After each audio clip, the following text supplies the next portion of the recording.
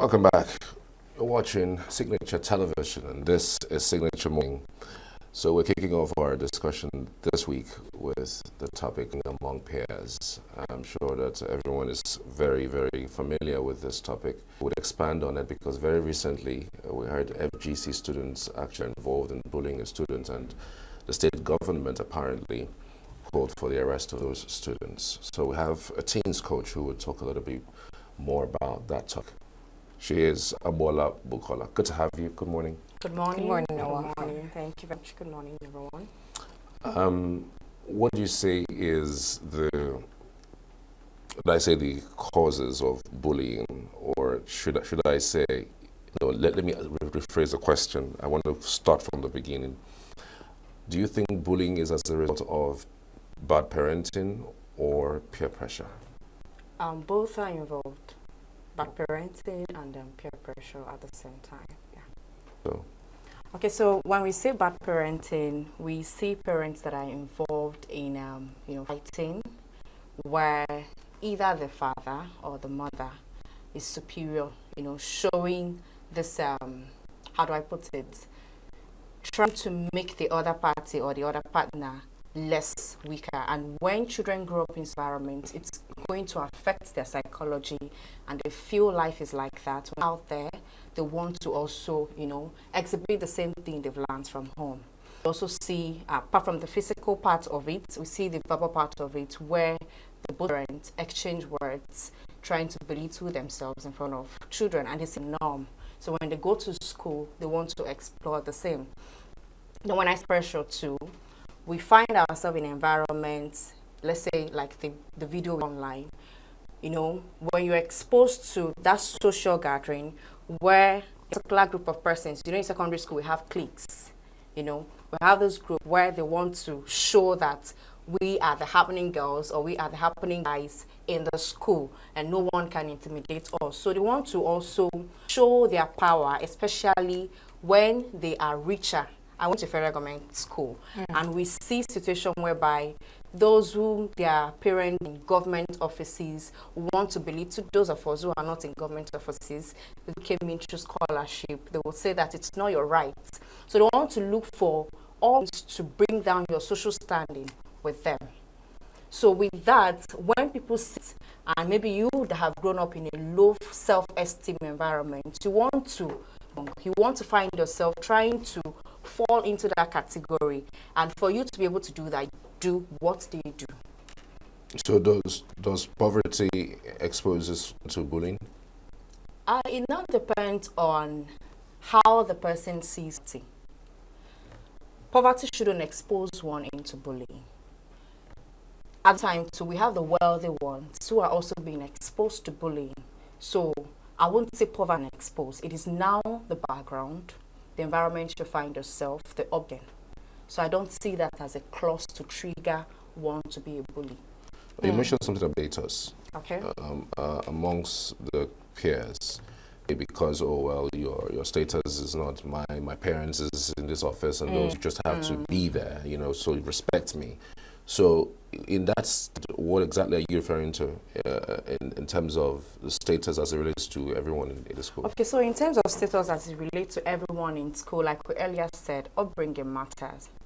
So what a child learns from her parents or friends' can also affect the way they relate to others. So does it affect a person in such a way that it will make them become low in terms of their esteem, so much so they then are susceptible to bullying? Because one thing with bullying is that most times those who are bullies want to show their power. You understand? In a situation whereby they are not being recognized and they feel like I should be recognized, they want to show their power, be it that you're wealthy or rich. But in most situations, it comes from the wealthy ones. Especially when you find yourself in place where I feel like, no, this environment should be for the rich and the happening ones and not for those in a poor background, in a poverty background level. And also, too, we see those who are also in that poverty level where they feel like, no, I want to be among. Let people know that I'm wealthy. Let people know that I'm rich. That it's the psychology. It's the psychology. It's not about if I am rich, if I am poor. It's just the cycle that triggers it. So what are the most common forms of bullying? What exactly defines bullying? When can someone say, oh, I've been bullied? Okay, so let's define bullying before we go into the forms. Bullying, I would say that an ongoing form of abuse, or we can say it's an intimidation. But beyond intimidation, it has to do with threats that affect the other parties, that causes harm to the other parties, psychologically or emotionally. So it's an ongoing abuse of power, where you tend to show that, let me be your boss. Let's use that language. Let me be your boss. So it's an ongoing abuse of power, and we have different forms of bullying. We have the physical one, which is actually the most obvious and apparent. In fact, when we think of the word bully, that is what comes in mind. Whereas we have the verbal, we have the emotional, we even have sexual bullying. You get, and we also. But let's talk about the ones that are common, which is the physical, the verbal, and the cyberbullying.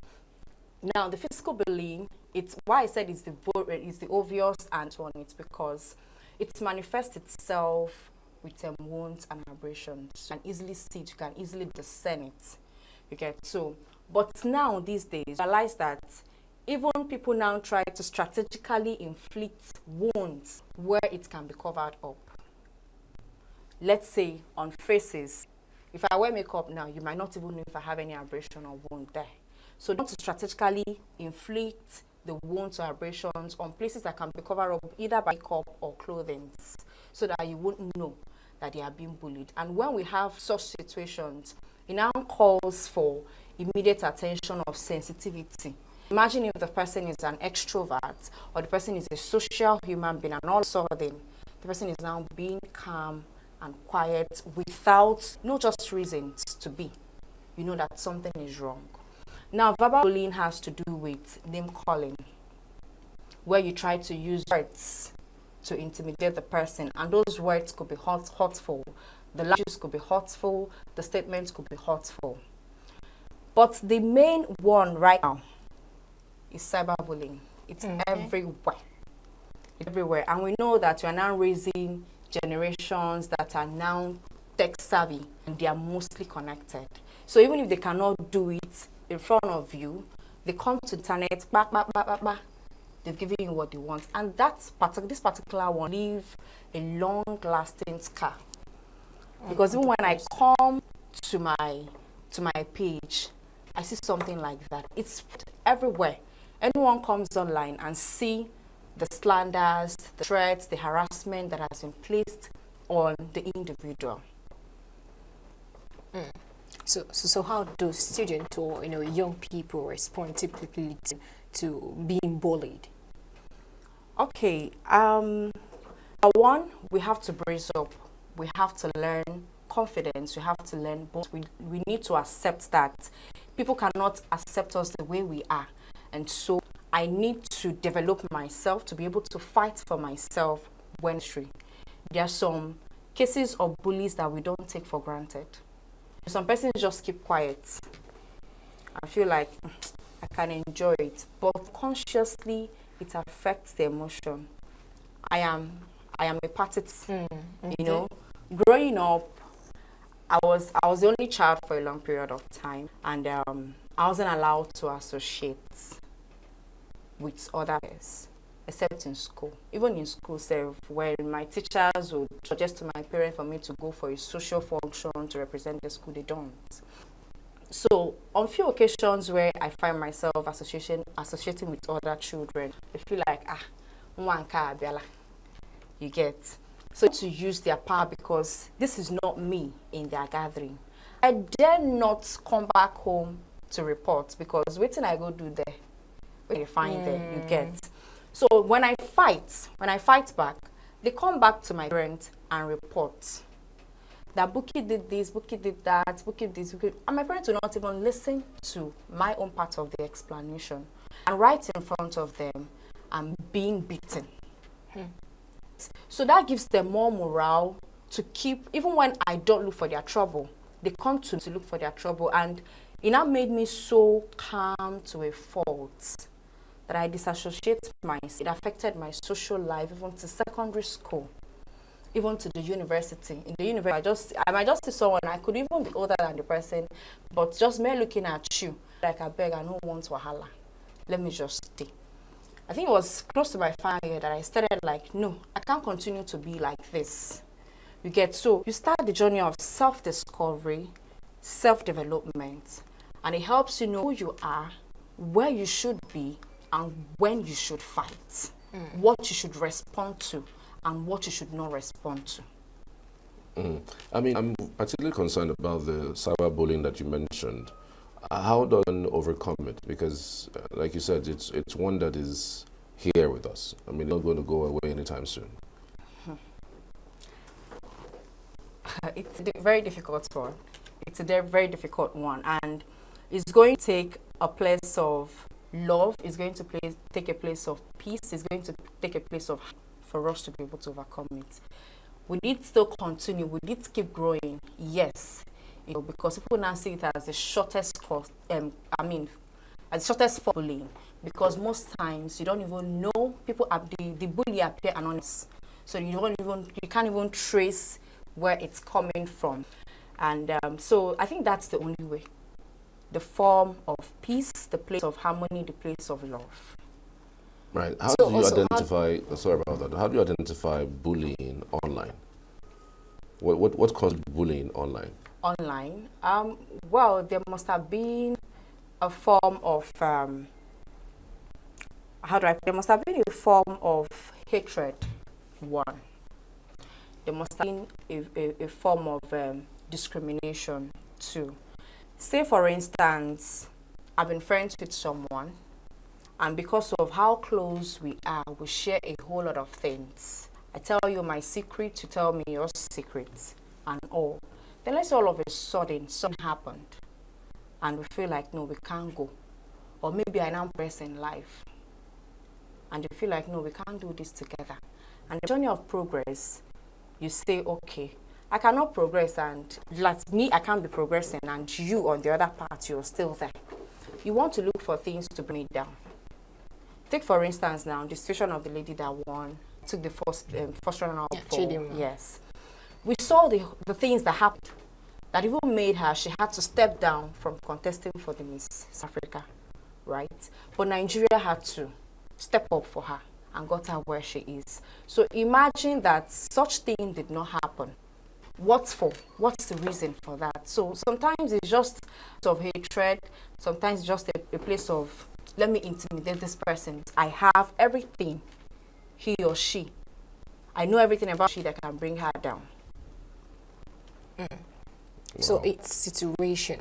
You said is a place of love. I mean, I'm just looking at how I'm going to bring love. I'm going to begin to love the speech, because right now in Nigeria or in everywhere, hate speech, it goes viral fast. So how am I supposed to begin to love it and accommodate it and all of that? No. The question he asked was, how do we curb it? Do you get? It's a general fight for everybody. It's not an individual fight. And that was why I said it comes in the place of love, peace, and harmony. So individually now, if I'm being bullied, if someone is being bullied online, how do you overcome it? Or get that scar, I think, to get out? Okay, so if you cannot come out to own up to it, there's some persons who come out to own up to it and say, that was a life I lived before, but I don't anymore. So sometimes you come out and own up to it. Sometimes you see the person directly, giving the response online, but not in a way. Because you see some persons who now respond to it and it begins to trigger a lot. Sometimes too, silence is the best. Silence is the best. Just let it go. And continue to live your life.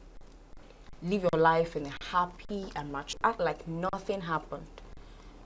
So that's the place of self-development and self-high esteem. We saw some issues down the line when it was on social media where a student also was bullied to death. to the point that, the other people, the other student had to, team in a locker or something like that. In that situation, what do you think these young people should do, when they are being bullied? And actually, from your story, you made mention that you can even fall back to it because they will first of all ask you, what are you doing there? So what exactly would the person being bullied?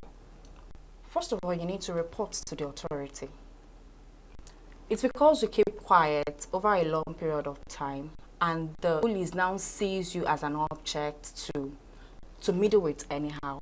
So you need to report, encouraging schools to set up policies where the students, the teachers, and even the parents knows the place of the school when it comes to bullying. So you need to report to your teachers, you need to report to your parents. You should even share with your friends that this is what is happening to me. You don't seal your mouth, you keep quiet. You don't. Some situations, you're being threatened not to speak. If you speak, we're going to do more to you. And another thing is the fact that those bullies, they happen to come from rich families, like you said. And being cool like that, if I am being bullied and I come from a very poor background, the school authority already knows that, I'm not that wealthy. So you think there's going to be a place of balance, looking at the people that are bullied are wealthy. Yeah. And they can do anything. They can even pay their salaries to the school authority. So in that situation, what do you think that this young person, this person from this poor background can do? Okay, in a situation whereby the school cannot fight it, if reported, I would advise that the parents take the child out of the school for the sake of the child's sanity. Okay. Just if the school is so corruptible that they cannot fight it, despite the fact that they know that this the child's parents can buy off the school, I would advise that the child is being taken out, because in an environment where there is no fair play, where there is no justice, I don't think a child should be there. How does for the sake of the child's sanity? How does a parent identify when their kids or wards have been bullied? So that is so call the attention of parents to be very sensitive. Sometimes children don't speak up.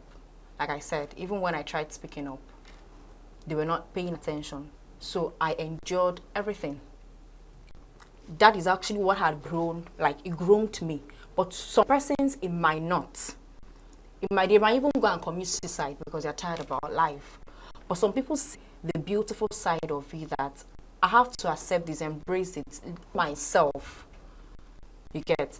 So if we call on parents to be safe to their children, to their world, when they notice a change in attitude, ask questions. There are parents that even after school, they don't even ask their children, how was school today, what happened, and all that. Engage in conversation with them. And when they see you as that role model, they'll be open to you, to everything that happens in school. And with that, the parent will be able to come to school and explain to the authority that this is a complaint my child has been bringing to me. And in a situation whereby the school is not doing anything, you withdraw the child. It's not cool. All right. In also teaching, you made mention about being bold. How does parents inculcate into their kids the boldness like a bully? Because a bully would see a prey and then want to. Of course. And they see that this person is maybe loud and bold, they tend to, take it cool, or maybe find somebody else. Yeah. So, but when they see how naive you are, how disposition is, then they come around. So, how do you think parents should go by teaching their kids boldness? Not to appear naive, maybe not necessarily too loud, because of course. you can be loud and then it becomes a problem. How do you think parents should go about it, or even the school too? So I have a primary school that now teaches every Friday. They close every academic education, every academic lesson by 11.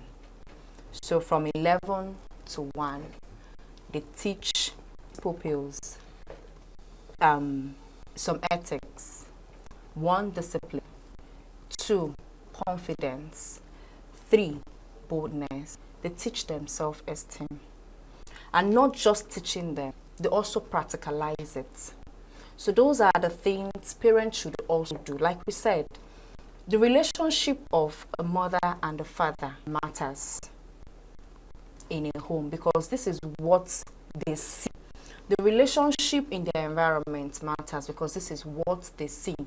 During the weekends, we can come together as a family, even understand that there are some parents who don't have the time during the weekends. But we need to ask them to find time to sit with their children where they teach these key factors, because they are life skills. It's not about telling them, read, be rich, so you won't be intimidated. No, there are essential life skills to teach them. And the more you teach them, you're also imbibing, you're showing them in your character, showing them in your attitude. So how should bullies be dealt with, for them not to continue bullying others? Of course, they should be punished. 1, sometimes 2, give them ×2 of what they do to others.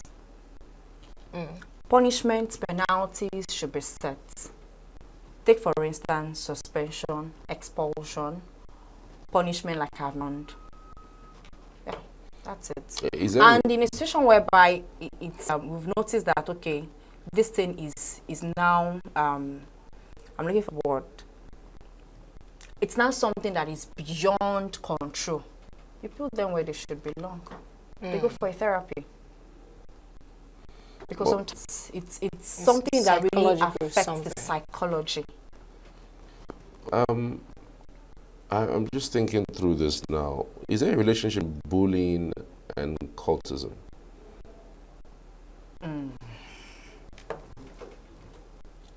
Bullying gives birth to cultism. Should you say it is? Okay. Yes. So let's say bullying gives birth to cultism, because cultism did not just start like that. People wanted to show power. People want to take actions. And so they feel like this, we can migrate to another level.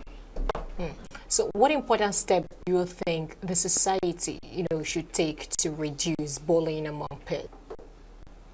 Well, the society should also have, I think we should have a law. I don't even know if we have a law. Permits me. I'm sorry, Nigerian, if I don't know. But I think we should have a law and should be able to put the law in a place where even when it happens, be it who you are to face it. So when people start saying that as a society, if I am caught doing this, and this is what is going to happen to me, be it a president's daughter, be it a governor's daughter, whoever you are, you must face it. It's going to reduce the act, but we need to start from the grassroots. Okay. The society cannot see it all. We need to start from the grassroots. That is why we ask schools, we ask associations or societies, that because our schools, we even have it in different associations, people that create groups and all that, and you see bullying happening. All right, let's leave it there. It's been an amazing discourse with you, and I'm just wondering, you've seen that video about the FGC students. With what you haven't seen the video? Yes, but you've heard the story. No, I just heard it this morning, as you mentioned. Oh, really? Oh. I've been in a closed environment for some period of time. Oh, okay. Like 13 students were arrested over bullying issues in FGC, and the video was unbelievable. The students were just around students flogging him continuously in the video. Our producers don't have that, but I'm sure that we'll probably play that before the show. But thank you so much for coming. We truly appreciate you. Thank you. Amola, we truly appreciate your time here. Thank you. So we're back shortly after this. Internet Watch is next. Stay with us.